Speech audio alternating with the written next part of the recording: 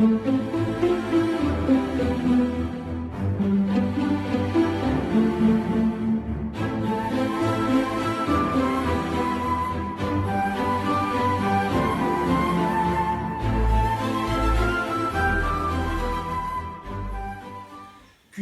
n'est pratiquement pas présent en tant que tel dans le texte romanesque de la Comédie humaine.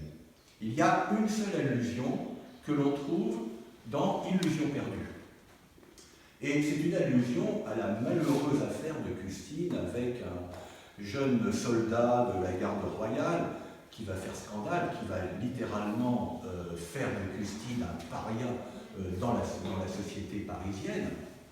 Et c'est le seul moment où Custine est présent dans un récit romanesque de Balzac. Encore n'est-il pas nommé, il est simplement désigné par une périphrase, une des notabilités parisiennes. Mais évidemment, les lecteurs d'Illusion perdue avaient parfaitement compris de qui il s'agissait. En revanche, c'est dans le texte préfaciel que Custine va occuper une place importante dans cette fameuse préface de la femme supérieure devenue les employés. Et cette préface va porter sur quoi? Elle va porter sur le rapport entre argent et écriture.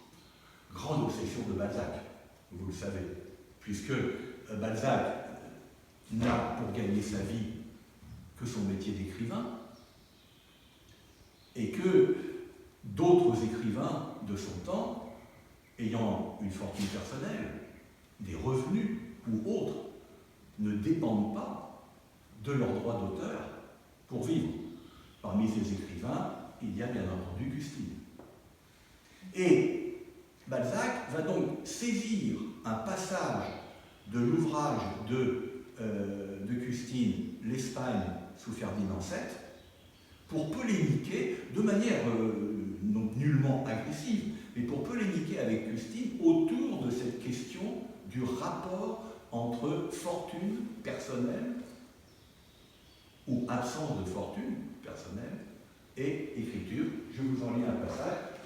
L'auteur de ces fragments, c'est lui-même, avoue qu'il faut savoir vivre de peu. Un auteur presque aussi illustre par son nom que par la finesse de vue qui caractérise son talent, Monsieur le marquis de Custine, a écrit à propos de l'Espagne sous Ferdinand VII une fort belle page sur ce sujet. L'auteur, Balzac, n'est pas fâché de la citer pour donner du relief à cette préface. Elle contient un si magnifique éloge de la pauvreté qu'il n'a plus la moindre honte à parler de la sienne et de celle des écrivains qui vivent des douloureux produits de l'écritoire. Malgré la beauté de ses pensées, cette page implique une attaque trop violente contre quelques malheureux pour ne pas être réfutée. D'ailleurs, peut-être ceux qu'elle stigmatise n'oseraient-ils pas répondre, tandis qu'un auteur libre et pauvre sera très à son aise en parlant pour tout le monde. Citation de Custine. En France, Rousseau est le seul qui ait rendu témoignage par ses actes autant que par ses paroles à la grandeur du sacerdoce littéraire. Au lieu de vivre de ses écrits, de vendre ses pensées, il copiait de la musique et ce trafic fournissait à ses besoins. Ce noble exemple, tant ridiculisé par un monde aveugle, me paraît à lui seul capable de racheter les erreurs de sa vie. Sa conduite était une prédication en action, car sans la célébrité qu'il devait à ses ouvrages, la musique ne lui aurait pas même valu la peine qu'elle lui rapportait. Donc, Custine dit que Rousseau a fait preuve d'un véritable sacerdoce littéraire, qu'il n'a pas cherché, je cite, à vendre ses idées. L'auteur se permet d'interrompre ici l'écrivain pour lui assurer que s'il ne sait pas copier la musique, il possède au plus haut degré le talent de faire des fleurs en papier. Si la mensongère célébrité de ses ouvrages pouvait donner à ses bouquets un prix égal à celui qu'il retire de ses livres, il serait enchanté de se livrer à ce gracieux syllogisme de conduite. Il ne vendrait plus ses livres, il tiendrait des pottes de fleurs fort bien confectionnées à la disposition des riches amateurs. Peut-être les grands seigneurs belges saisiraient-ils ce moyen de laver leur pays des crimes atroces qu'ils commettent ici en dépouillant les écrivains français et les réduisant à la misère la plus honteuse, à des suicides, à des folies que la bienséance ne permet pas de révéler, mais que les auteurs et les journalistes connaissent parfaitement. À quoi Balzac fait-il allusion? À la contrefaçon belge. Car en effet, pendant de longues décennies du XIXe siècle, et justement pendant la carrière de Balzac, en Belgique, des éditeurs, dépourvus de tout scrupule, recopient les ouvrages parus en France, les vendent meilleur marché et évidemment ne reversent pas un centime ni à l'éditeur qu'ils ont volé, ni à l'auteur qu'ils ont pillé.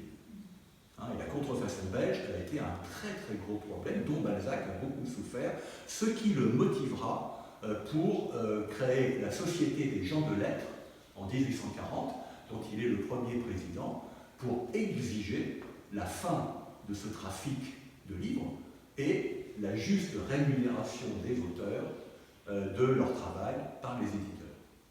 Et Balzac est à l'origine de ce qui n'interviendra qu'après sa mort, c'est-à-dire le changement de la réglementation des droits d'auteur dans la littérature française.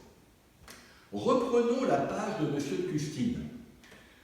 Il y avait dans cette espèce de mensonge dont il se payait lui-même une énergie d'orgueil plus noble que les brillantes mais vaines déclamations de ses rivaux. Il pressentait et éprouvait d'avance par sa manière de vivre le règne d'un messie dont nous n'avons pas vu l'avènement, le génie. On retrouve dans la fierté cynique du philosophe de Genève quelque chose de la grandeur des prophètes hébreux, de ces hommes dont l'existence tout entière n'était qu'un symbole destiné à prouver au juste la vérité de leurs paroles. Il y a loin de la dignité d'action du pauvre Rousseau à la pompeuse fortune littéraire des spéculateurs en philanthropie, Voltaire et son écho lointain Beaumarchais. L'auteur est encore forcé d'interrompre cette page pour faire observer que Voltaire n'a jamais vendu ses ouvrages. Il avait des procès avec les libraires auxquels il les donnait. L'origine de la fortune de Voltaire vient d'un emprunt viager fait sous la Régence à 20%, dans lequel le contrôleur général des finances lui conseilla de placer les dons du régent et sa fortune personnelle. Voltaire avait le pressentiment de sa longue vie et il eut dès sa jeunesse de très beaux revenus. J'ouvre ici une parenthèse, Voltaire avait une des 20 plus grandes fortunes non nobiliaires au XVIIIe siècle.